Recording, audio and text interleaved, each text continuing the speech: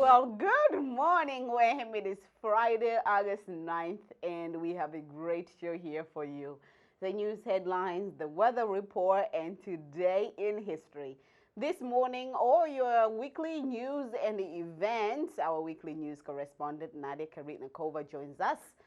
And also learn about water safety from the Gleason YMCA. Also, Jim Menis, your benevolent selectman, is in the studio to speak about the Carver Marion Wareham Waste Disposal District Committee. But first, I would like to take this moment to thank not your average antiques, an antique shop down Cranberry Highway in East Wareham for donating the props that you see in the morning show. So stay tuned because the weather and the news headlines are next.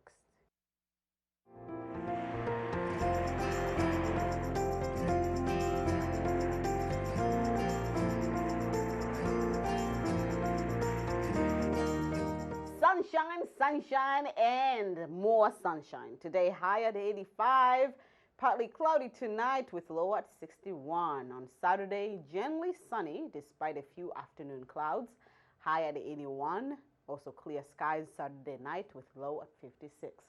The same case goes for Sunday with high at 80 and low at 61. And now to the news. There were a few news stories over the week, and here are the news headlines.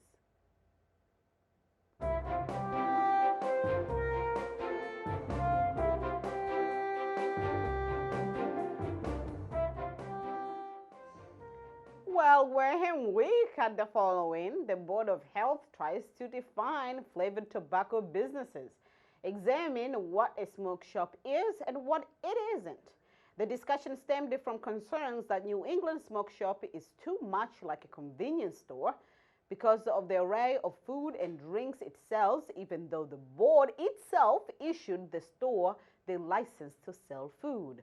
Throughout the hearing, various members of the board told Amin Nassif, the owner of New England Smoke Shop, that he had to choose whether he wanted to run a convenience store and stop selling flavored tobacco or whether he wanted to run a smoke shop and stop selling other goods. The matter was not resolved. And Plymouth County Sheriff's Department is offering safety assurance program to residents of Wareham. The program is a computerized telephone system that places a call to a participant at a pre-arranged time each day between 6 a.m. and noon. The service is free and can be put on hold at any time if a participant decides to do so. If it seems like something is wrong, officers will follow up to make sure that the participant is okay. For more information on how, or if you would like to sign up, please visit the Sheriff's Department, the Plymouth Sheriff's Department. And Wareham Redevelopment Authorities is collaborating with Mass Housing to find developer for the Littleton Drive, along abandoned piece of land that was slotted to become a subdivision in the 1970s. The member of the authority hope that at least some of the units will be affordable senior housing. The demand in town and across the region for affordable senior housing far outstrips the supply, and voters expressed enthusiasm for that goal at the last town meeting. This spring, voters approved transferring the land, which had been owned by the town, to the Wareham Redevelopment Authority. The land will be developed by a private developer. The board discussed the possibility of development that included both affordable and market rate senior units, or a mixed-use development that could include some commercial spaces. And Jamie McIntosh, Wareham Assistant Deputy Director of the Department of Natural Resources, finished his last official shift with the department. McIntosh will soon start his new job as harbor master for the town of Mattapoisett. And the Wareham Police Association will be hosting a golf tournament on September at 14 at the Little Harbor Country Club, 1 Little Harbor Road. Proceeds will be donated to Cups for Kids with Cancer. The event starts at 8 a.m. Tickets start at $60 and includes foods. That's all for the news headlines. Stay with us. We'll be back with more.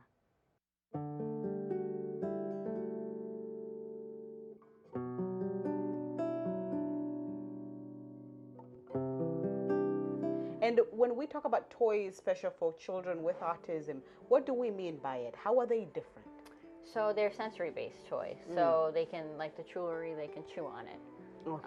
And it's made for that. Or the lap pads, they're weighted, and the animals, they're weighted. And children with sensory, some of them, the weight calms them. Some of them need compression. Some of them need weight. Some of them need something cold. So it's a matter on finding what works for what kid.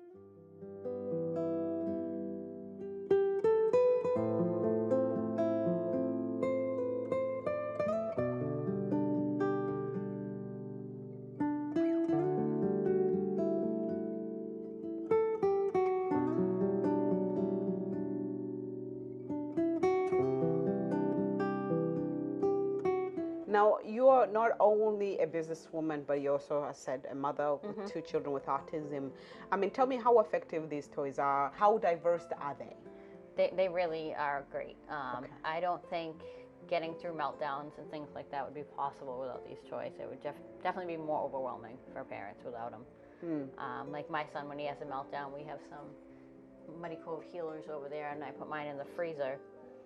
And when you put those on him, he calms down. And if that doesn't work, then he goes in his chair, swing in his room, and we swing him. And then he starts laughing, he forgets, he refocuses, and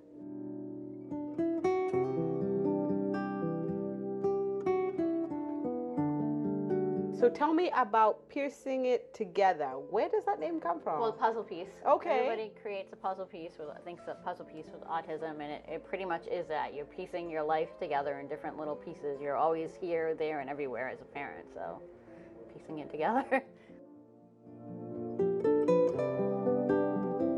And what should people understand about autism and parents with children with autism? Just because you know one child with autism doesn't mean you know autism. Every child is different. And if you see someone having a meltdown, don't judge them, because that's the biggest thing that parents get is judged. Why don't you do this? Why don't you do that? And every child's different, so.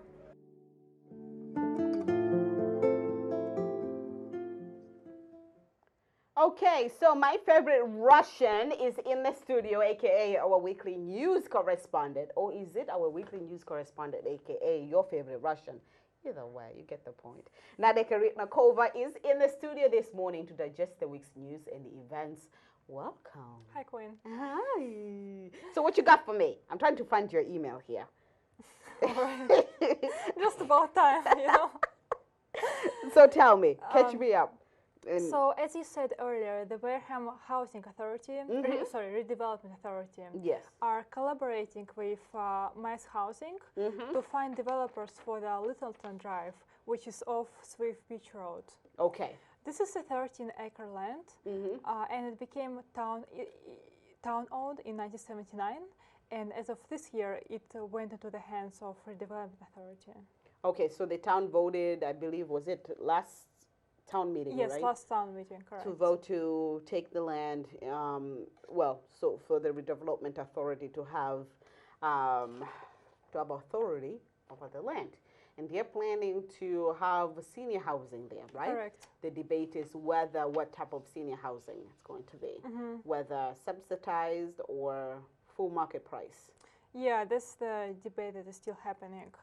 But I think it's very interesting to note that the waiting list for the affordable housing has 293 elderly and 398 handicapped applicants, and 11 of them are veterans. So I think it's vital that we establish this affordable housing for these people, because there's a huge number. There's a huge number. Now, are all those people from Wareham? Or Yes. that's just across the region? No, that's Wareham people. Just Wareham Yes. people? So this new housing unit, will Wareham people take priority? I think yes. Okay. I'm not sure yet, but I think it's logical to assume that yes, it will. Okay. All right. So they are looking to have, I cannot find your email, Nadia. I hope you remember what other topics we're doing. I apologize. I don't know why. It's not loading. Okay, so it's having August 6th. Today's August 9th, people. Anyhow, so they're hoping to do this. Do we know time frame? Because they're still negotiating. Yes, I did not time frame, to be honest. I need to follow up on that, but no, I did not time frame. Okay. I know that at this moment their authority, their redevelopment authority, they're putting together a plan that they can send to the mass housing, and from that point they will start the process. Okay. All right. And they're still looking for a developer too. Yes, they're actually doing it right now. And they seem like they need to make it enticing for them. Yes. Which means, I believe, affordable housing will take the back seat, wouldn't it be? I think so, yes. Because not all developers would want to lose money. People want to make money. So maybe the units will not really suffice the need. Yes, that's one of the problems. And also there is a small issue. The land has a pond and a lot of wetland. And as you might know, it's very hard to build something on such a wet and muddy ground. So that's another problem. Okay, so did they talk about how they're going to fix that? No, it's just they raised it as one of the issues. One of the issues. Well, is this set and done that they want to put up a unit there, or they're just going to let the land be? No, they're going to work on it, because on the last town meeting, the voters voted to establish at least something on this land. Something on this land. Okay. All right. Something useful. Something useful.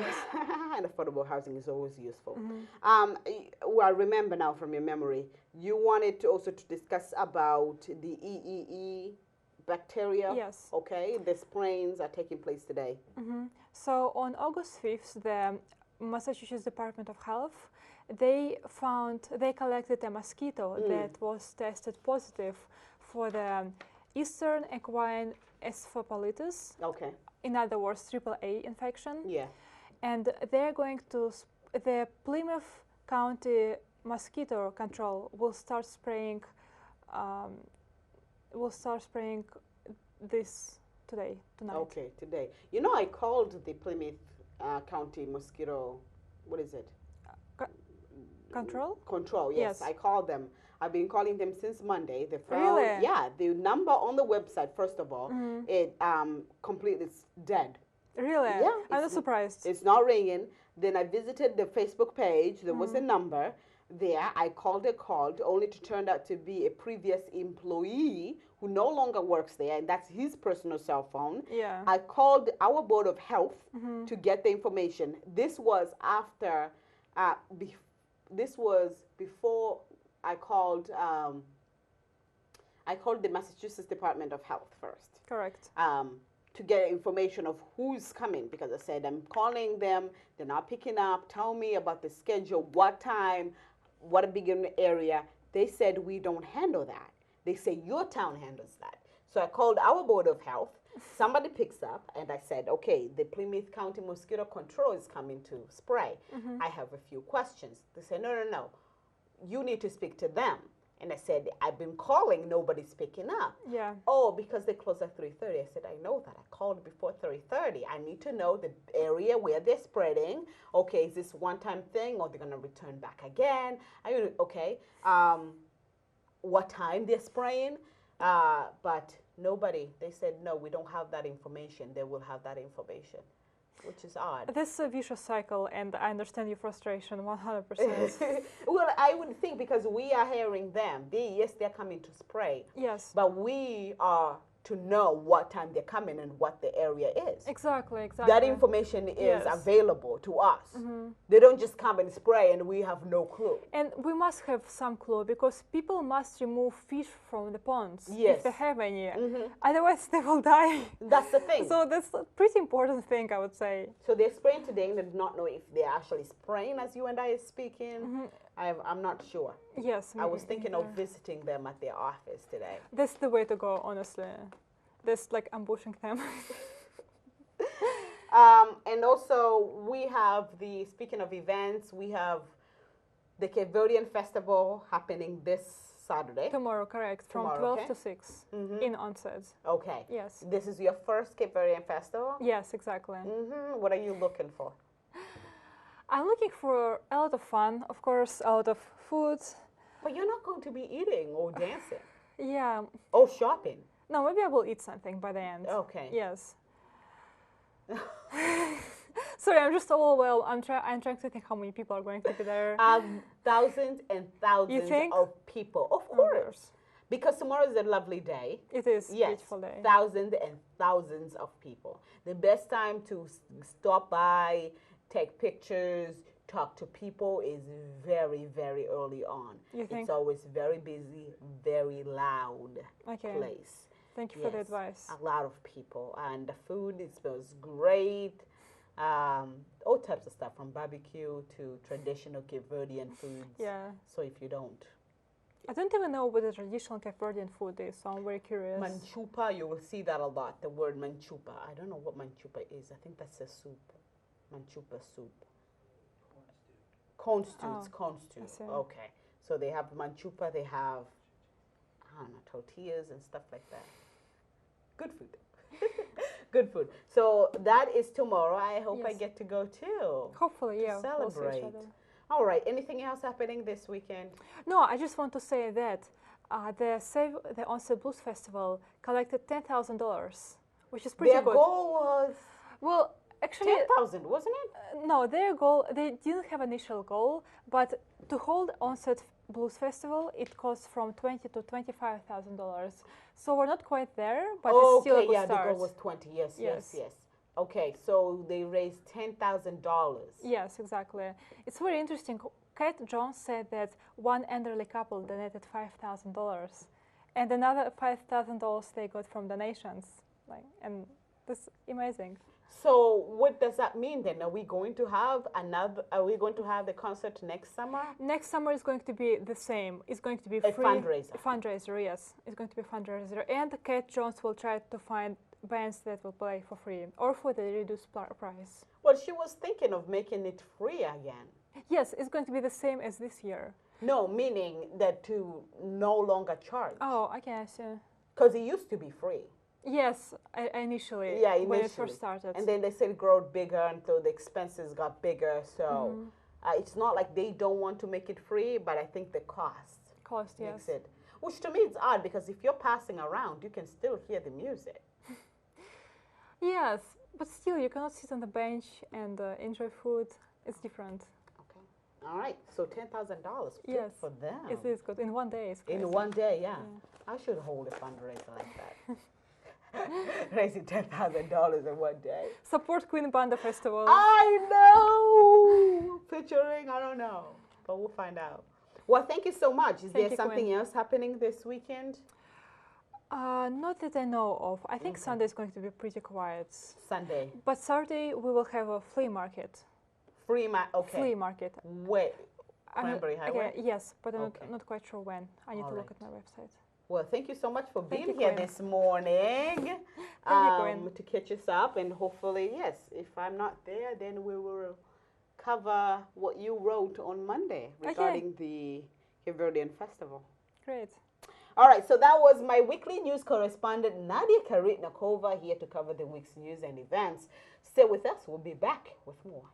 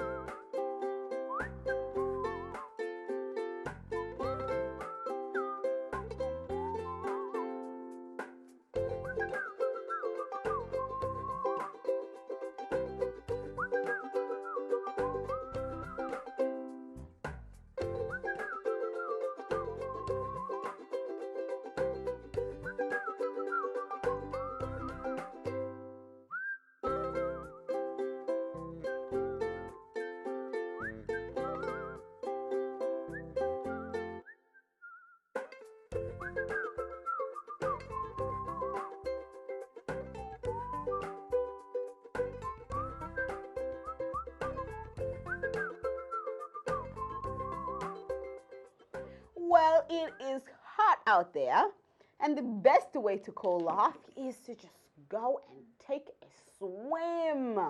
Okay, but according to World Health Organization, they say not so fast because there may be danger awaiting in the water. So YMCA, I visited the Gleason YMCA in Wareham to learn just how you can prevent that danger. With temperatures sizzling in the upper 90s, a day in the water could be the best remedy, but statistics prove otherwise.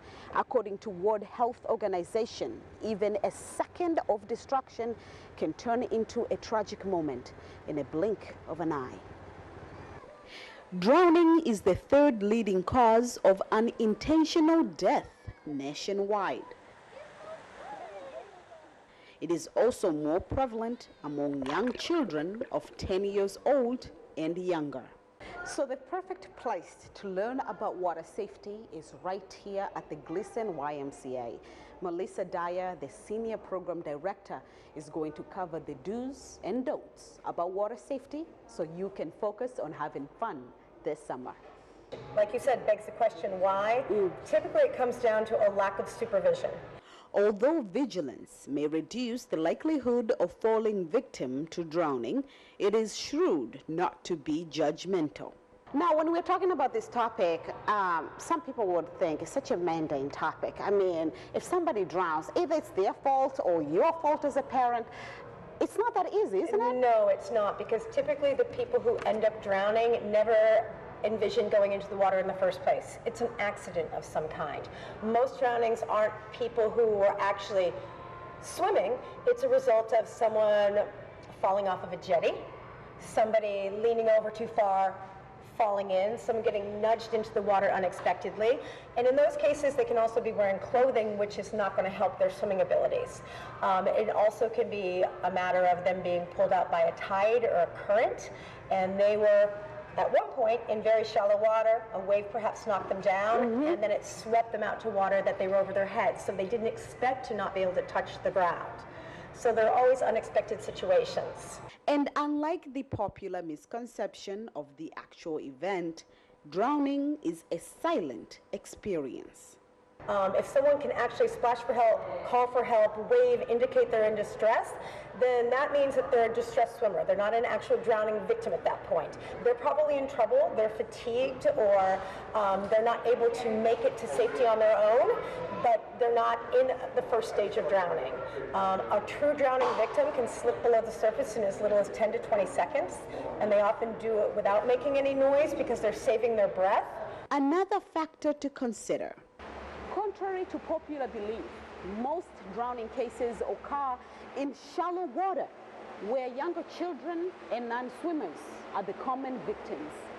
Now, some of these accidents, not only are they taking place in public, also happening in people's homes. Yes, right? private. What is the best way to save a life? What should you do? What should parents do? Okay, so let's imagine that you have a backyard pool, or you're at a friend's house who has a backyard pool. You've been invited to a party. Perhaps the party has alcohol or refreshments involved.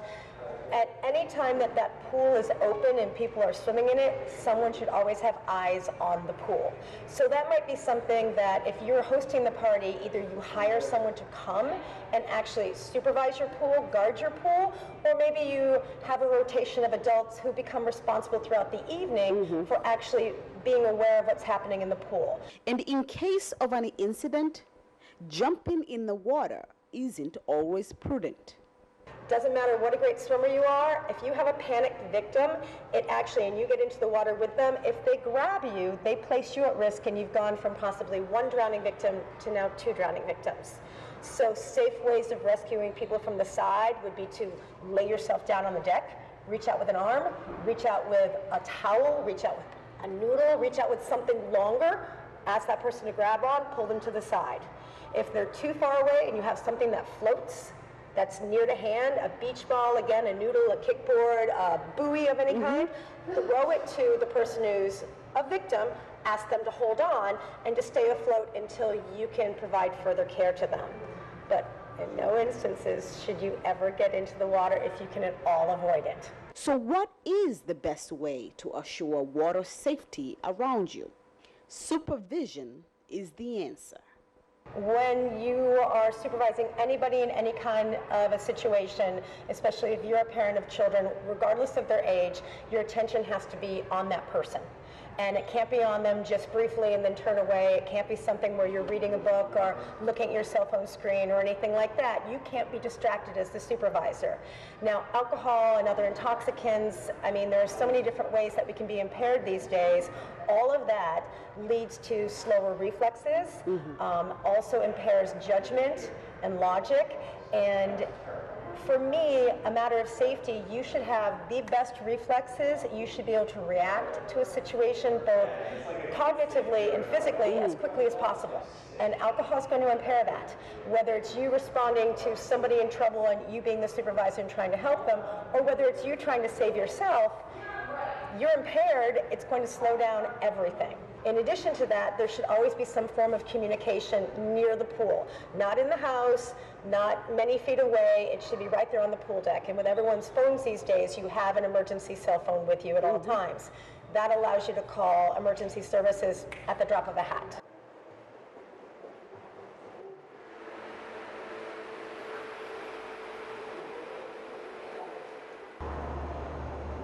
Three words to remember, that is test, mark, and protect.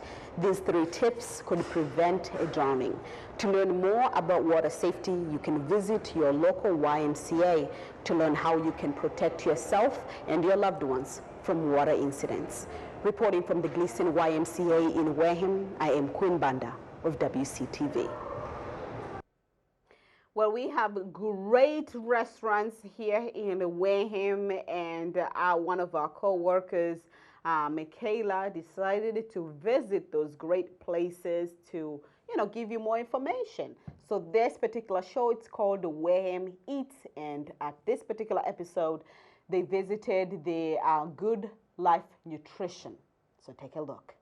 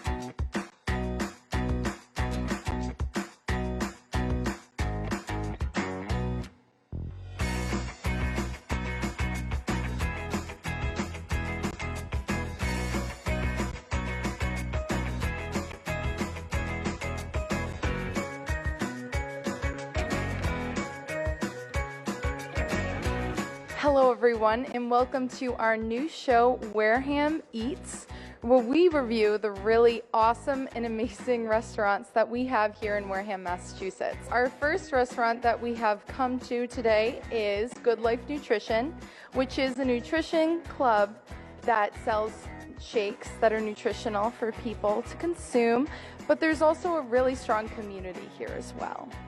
So we're here with owners Fernanda and Mary. I'm just going to ask them a few questions about how they started Good Life Nutrition. How did you start this really creative business here? We both worked at a different nutrition club in Plymouth, so we met there. I worked there for 4 years, and Mary started about 2 years ago. So we wanted to move on and open one in Wareham. So Healthy Vibes was obviously our inspiration, and we do make meal replacement shakes. The meal replacement shakes are actually Herbalife. They've helped me a lot. It actually completely changed my life. That's why we're here at this nutrition club. Herbalife and Healthy Vibes were our inspiration to be able to move on and open up our own. And Wareham is an amazing town to be in. So you've been open for about 5 months now, is that correct?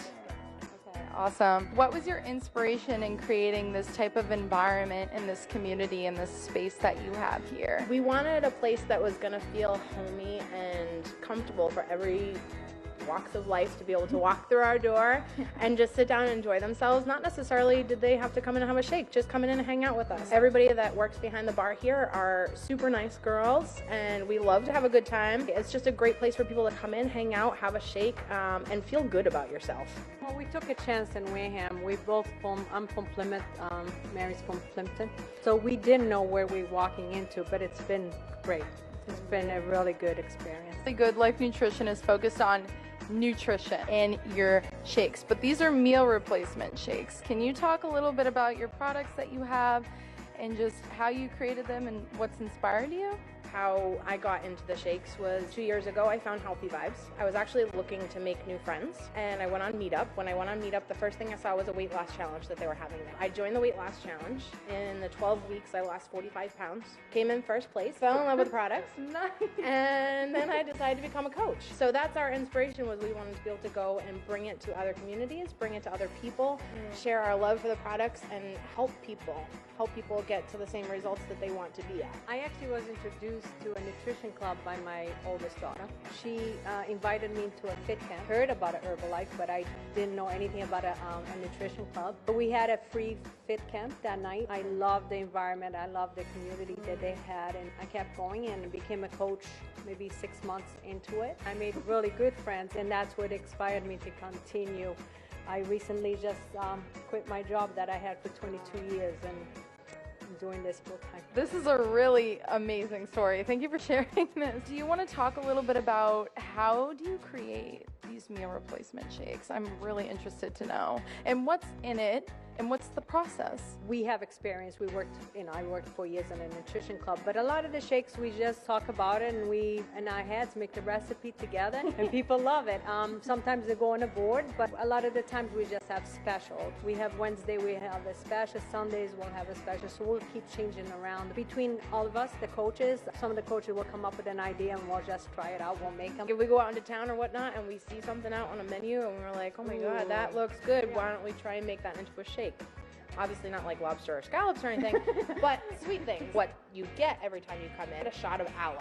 And what the aloe does, it helps with your hydration, helps with your digestion, helps absorb all the nutrients and everything into your body. But aloe is also a natural sweetener. So another thing you get is our energizing tea. That actually revs up your metabolism, burns 80 to 100 calories, and it gets your body ready to take in all the nutrients. So every customer, when they come in, they get that shot, that aloe shot, and they get the tea as well. Yes, they do. So is there anything else that you want to mention about your community that you've built? I know that's important to you as community. We welcome everybody in here, and we want to build a bigger community. We like to have arts and crafts night. We have a medium coming in. We do our weight loss challenges. We're going to be doing fit camps out in the community.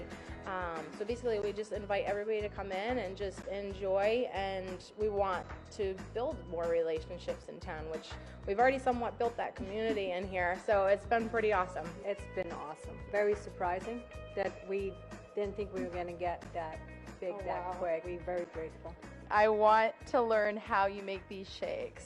Watch Fernanda and Mary go right into it. I'm really excited for this segment. Awesome. So, all right, so basically every time you come in, we're going to start you off with an aloe. Again, what the aloe does is it helps with your hydration, helps with your digestion, helps absorb all the water and all the nutrients into your body. We just do a little bit into a shot glass. So that's our aloe. They also start you off with our energizing tea, which our energizing tea has 85 milligrams of caffeine, but it revs up your metabolism, and it burns between 80 to 100 calories. You can also get our tea iced or hot.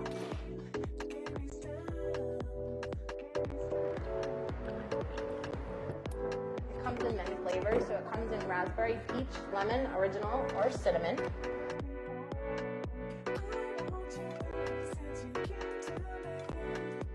So next we're gonna be doing the shake. So we start off with 8 ounces of water. And then we use our Herbalife product. It's a soy plant-based protein. In our shakes, there is 17 grams of protein. There's 21 vitamins and minerals. Basically all the vitamins and minerals that you need for an entire day is in one shake. I'm not saying don't eat for the rest of the day, but it does help you. So it's the soy protein. We have multiple flavors. With everything that's up on the board, we can make vanilla-based shake, we can make a chocolate-based shake, and we add different things to it. We actually flavor our shakes with Jell-O pudding mix, and we play with those different kinds of flavors to make all the different shakes that we have on the board. Today we're making the blueberry lemon cheesecake. So it is a vanilla-based shake, and we use lemon pudding, cheesecake pudding, and then we use actually frozen blueberries, so you get your extra antioxidants. Here we just use water as a convenience for us. Still makes a really delicious shake, and actually some of the Herbalife products that we put into it is considered like a milk substitute. One benefit of all of our shakes is that we can make them gluten-free. We also have a dairy-free product, which is our Formula One Select, and that is a rice, pea, and quinoa protein. So if you are allergic to dairy or whatnot, it is a dairy-free shake option.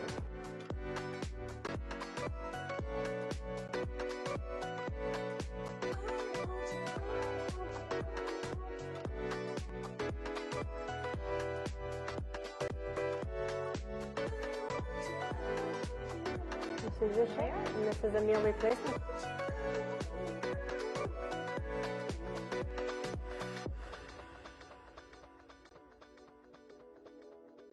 All right, well, thank you so much for being here for our first Wareham Eats episode with Good Life Nutrition with Fernanda and Mary. It's been an amazing experience, and I can't wait to get a shake myself. Just come in, sit down, and join this community. We're on Facebook, we're on Instagram, Good Life Nutrition. Come check us out, like us on Facebook. Hope to see you soon. We'll be getting a website soon. Be on the lookout for their website as well. Thank you so much, and tune in for next time in Wareham Eats. Thank you.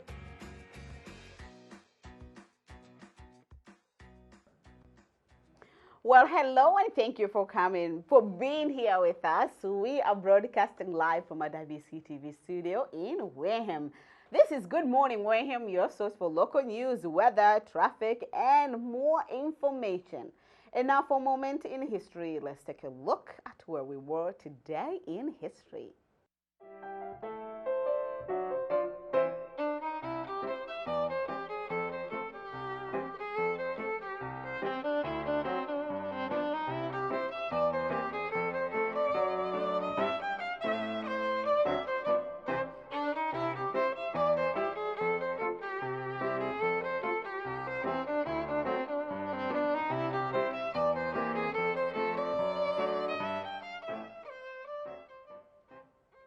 In accordance with his statement of resignation the previous evening, Richard M. Nixon officially ends his term as the 37th President of the United States at noon of this day in 1974. Before departing with his family in a helicopter from the White House lawn, he smiled farewell and enigmatically raised his arms in a victory or peace salute.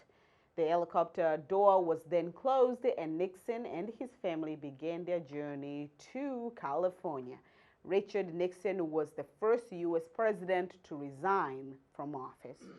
Also on this day in 2010, JetBlue flight attendant Steven Slaughter quits his job in a dramatic style by sliding down his plane's emergency escape chute while the aircraft is stopped near the terminal gate at New York's JF Kennedy International Airport.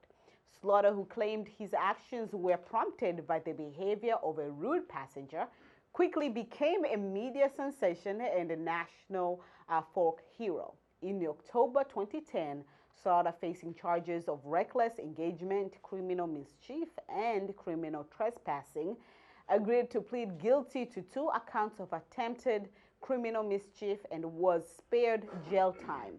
As part of the deal, he agreed to undergo regular mental health and substance abuse counseling sessions for a year. Additionally, he was required to pay JetBlue $10,000 in restitution to replace the emergency chute. Also, in this day in history, when we're looking at our sports history, this is in 1936 Berlin Olympics. African-American track star Jesse Owens wins his 4th gold medal of the games in the 4x11 meter relay. Sorry, his relay team set a new world record of 39.8 seconds, which held for 20 years. In their strong showing in track and field events at the 11th Olympiad, Jesse Owens and other African American athletes struck a propaganda blow against Nazi leader Adolf Hitler, who planned to use the Berlin Games as a showcase of supposed Aryan superiority. And also for today's birthday, we celebrate the most awarded and best-selling female music artist ever, Whitney Houston. Houston first came to prominence as a teen model and moved into music full-time after she signed a record contract in 1938. Her debut album, Whitney Houston, was released in 1985, and in 1986 was the #1 selling album in the Billboards. And happy birthday to everybody else celebrating their big day today. That's all for today in History segment. To learn more cool historical facts, please go online under history.com. Stay with us. The coffee segment is next. But first, here is Stephen Miller.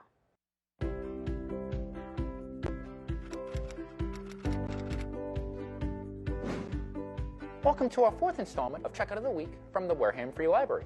This week, we're going to highlight 3 nonfiction books that are currently on the shelf right now. The first book I want to highlight is the New York Times bestseller, Accidental Presidents by Jared Cohen. Only 8 men have succeeded the presidency when an incumbent died in office. Each one detailed how each changed history once they took office.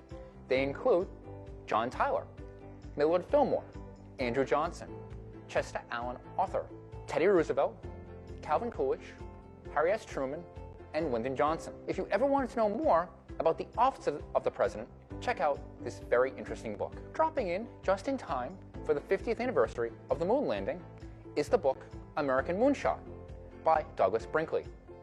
The book details the men and women who fueled the birth of NASA and guided America through the Mercury, Gemini, and Apollo space programs. If you're into reliving this amazing moment in history, or you want to know more about the space program, check out this book today. Lastly, I found another interesting and timely book on the shelf called The Fate of Food by Amanda Little. With threats of climate change and the explosion of the world's population by mid-century, how are we going to feed 9 billion people over the coming decades? Little, a professor at Vanderbilt University, sets out to answer this question by visiting apple orchards in Wisconsin, remote-controlled organic farms in Shanghai, and fish farms in Norway. Read about how the lessons of the past are helping shape of human ingenuity in the future. I wanted to close out this week's episode by announcing the dates for our upcoming book sale, which is put on by the Friends of the Wareham Free Library to help benefit the library. Those dates are Monday, July 22nd, in a Friends-only sale from 5 to 7:30 p.m. Tuesday and Wednesday of the same week will go from 9 a.m. to 5:30 p.m. Thursday will run from 1 to 7:30 p.m. And on Saturday, July 27th, the times will be 9 a.m. to 12 p.m. Thank you for joining us on this week's edition of Checkout of the Week from the Wareham Free Library.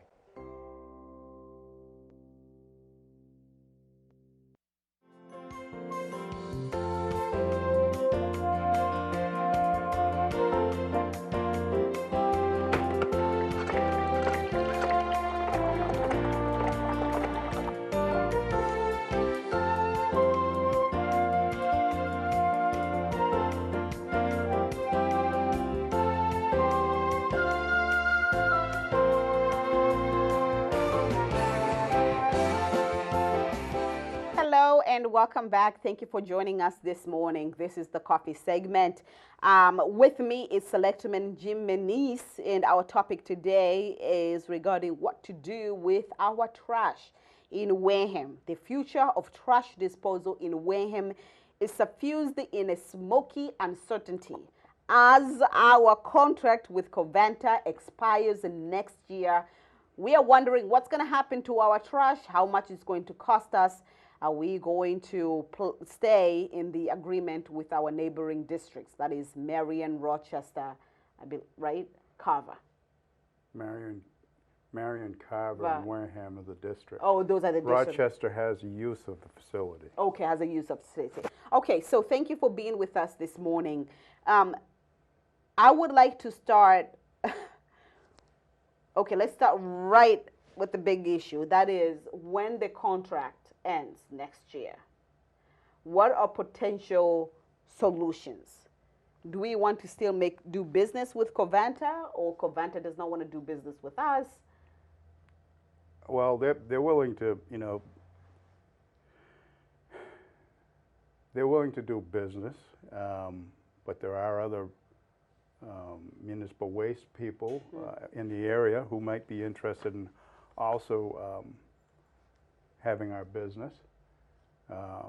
Trash isn't going to go away, so it's with whomever we can strike the best deal with, which would benefit the residents of the communities that would be interested in doing business with.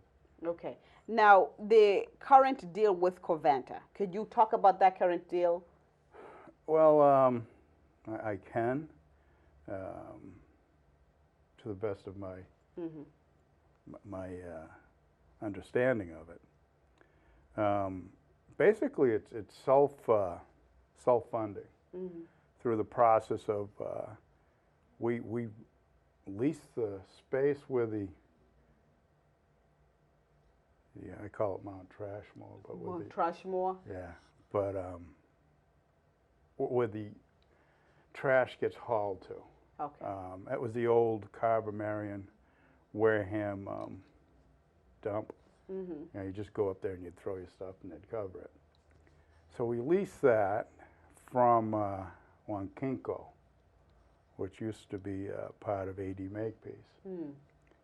And then through a series of, it's like the black box, you put the stuff in and you give the box, give the handle a crank and money comes out. So Covanta basically funds the entire, for the most part, not always, the entire costs of our waste program for the sticker holders. And actually, there's at least in the last year, and there probably was other years, it was just poorly managed, a net income, positive income. But that will end, and that was part of the contract to use that land to store their waste ash from after they burn and plus a certain percentage of solid waste that was not able to be put through the waste energy plant. So with that deal, then the Wareham residents only had to pay for the sticker. They didn't have to pay for the dissemination of the trash. Pretty much, and that would be the same for the two other towns. But the district, if there is a shortfall, in which there was, from the best of my understanding, in 2011, fiscal year 11, 17 and 18 or 18 and 19, a shortfall. Then the district has the right, by the right to assess the towns whatever portion necessary to cover the costs incurred above what had been collected. So that hasn't happened in the last couple of years, once they got the ship righted. Okay. Right now, we're operating with a positive income, and unfortunately, there's only one more year left, so we're going to have to shift gears and change the way that we're doing business for the residents, because that income will no longer be there. So it's going to have to be totally self-funding. So if things are going well with Covanta, why is our future uncertainty with them? As far as the contract ending? Yeah. Okay, because we're going to have to close the landfill. Okay, the landfill is filled. That'll be capped. That's supposed to be, it's supposed to be capped or closed the end of 2020. Who knows, maybe we'll get lucky and get an extension. And then things could continue on. I'm not saying it will happen. Yeah. But You never know until you know. So with that, the whole contract just ended on that premise when they don't have the right to dump it, because now they're going to have to take their waste ash and other stuff and ship it somewhere. And that's the cost we are going to Well, assume. everybody, whether it's us or, Marion, Rochester. anybody in the area who brings their trash there, private haulers from all the surrounding towns, they're going to have to incur the cost of transporting the waste. So people in Wareham, you can bring your trash to that landfill, right? No, we can bring our trash to the Route 28 transfer station in Rochester, just over the line. Oh, okay. Primarily at Carver, Wareham, Rochester intersection, or Benson Brook Road. Yes. In Marion. Those are the two places we can bring our trash. Correct. And with that, we only pay for that sticker fee, which is like what, $40? $40 for Wareham, $50 for Carver, and $10 for Marion. Each town charges their own fee. And that fee stays within the town unless they're assessed.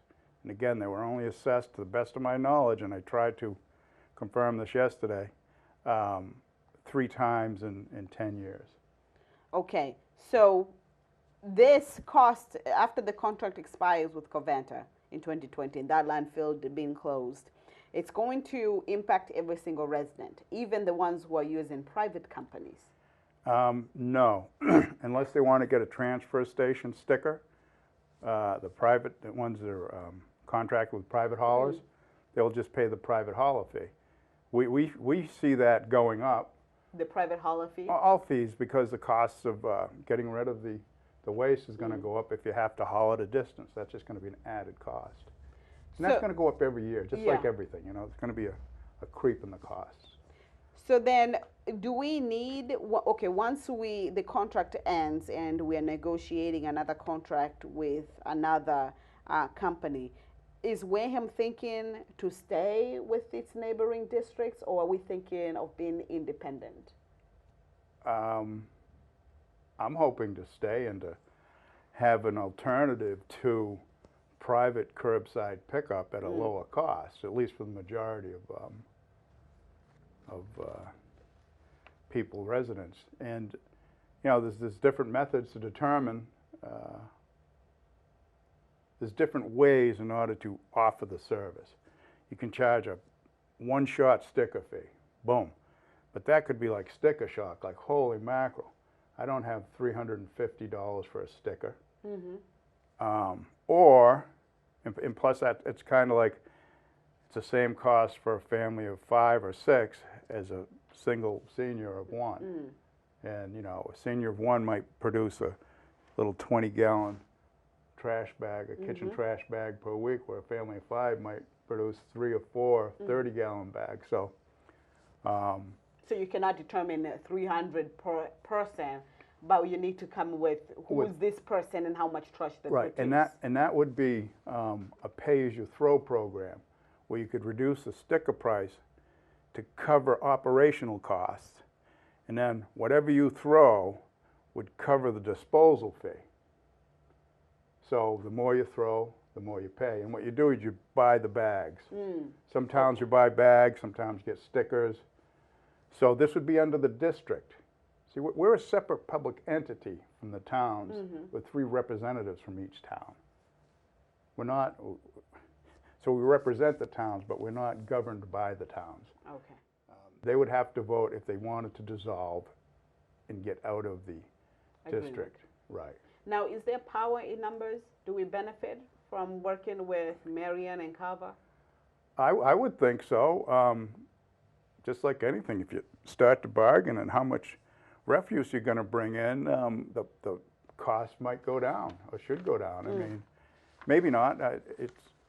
I mean, if you look at the cost private haulers charge, some might charge 90 for 3 months, some might charge 125. Why is there a difference in cost? But yeah, I would hope that there'd be some cost savings, in the bulk, working in bulk.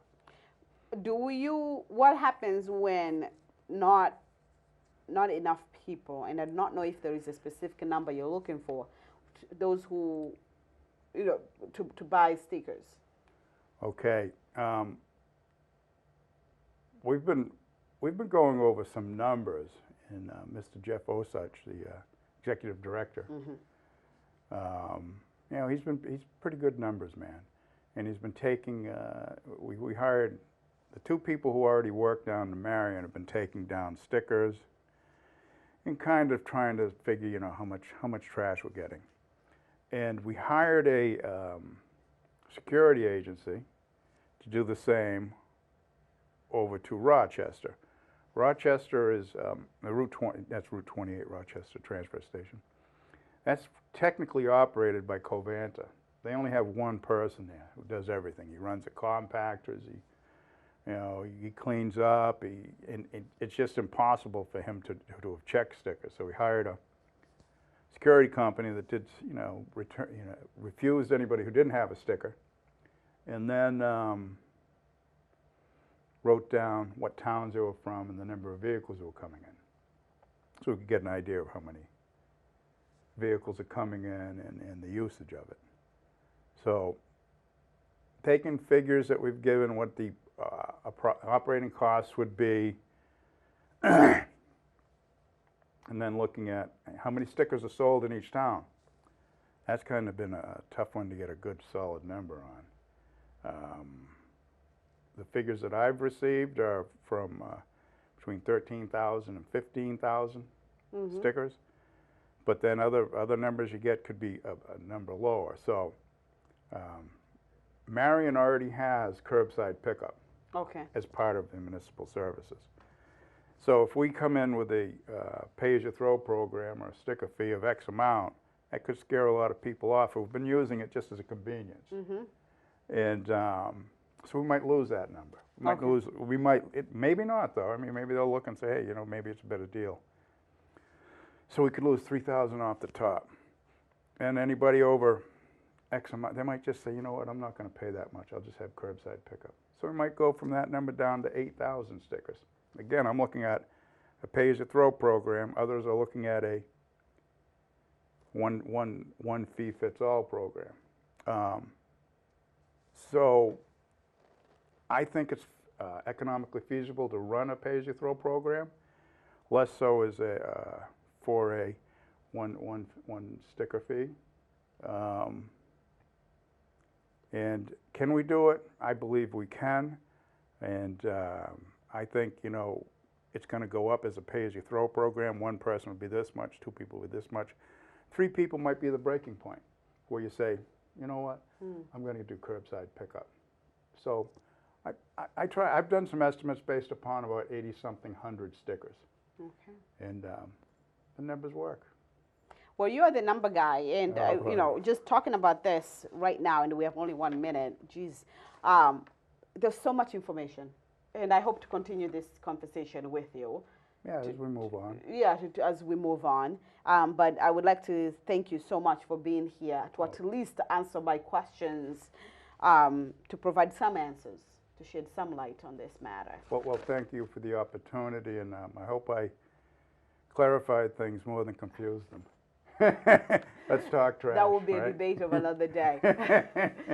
To my viewers, I thank you for being with us this morning. There are great events happening this weekend. That is the Cape Verdean Festival tomorrow. Weather is fantastic, so do go and support your community. If you missed us this morning, this episode will be rebroadcasted this evening at 6 p.m.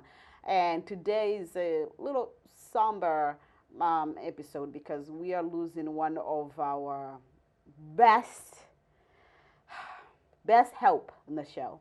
He started when the show started, and he's going to school. So Jason is saying goodbye today. So if the show doesn't turn out to be too good, it means Jason is not here. Anyhow, thank you, Wareham, and I wish you all a pleasant day. We'll be back on Monday. Bye.